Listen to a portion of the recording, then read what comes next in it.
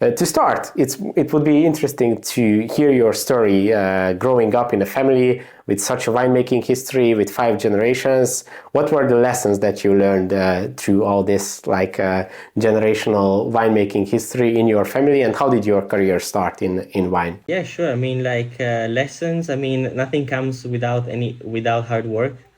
For sure, everything that has been built to this day has been made by lots of sacrifices and hard work. If you think about Yeah, where we live today, we went through First World War.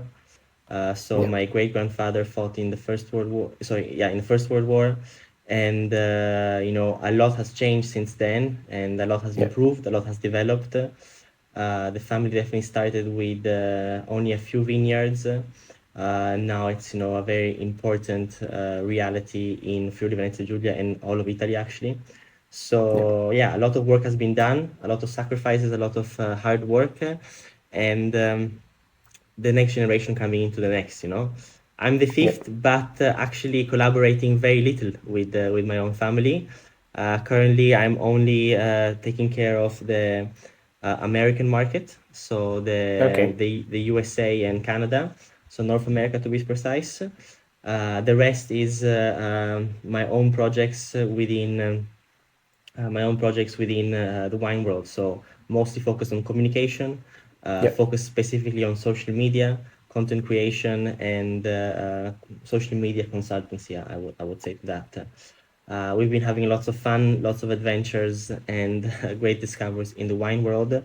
But of course, I couldn't have done it without all of the experience and work in the vineyards and in the winery that I've done since I've been grown up.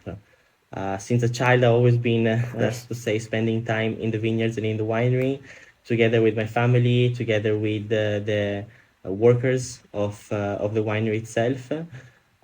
For sure, I'm very passionate about wine.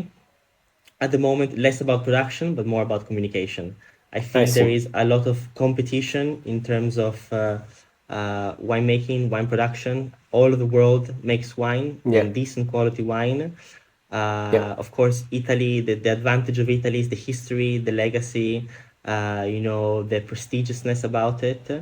But if we compare it to price, there is the new world that is definitely for sure much more competitive in terms of prices. So Of course. it's a challenge these days, and you have to be really good at to tell it yourself. To share your story and to make it appealing, and to in order to really bring across the message and why is Yeah. that we're drinking that specific wine. So yeah, it's for sure a lifelong journey, and I'm sure that I'm only at the beginning because I'm 28 now.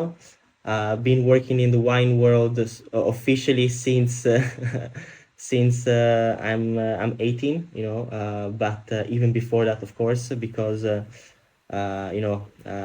in a family business, in a traditional family business, there is no day one. You're born into it, Yeah. Of and you course.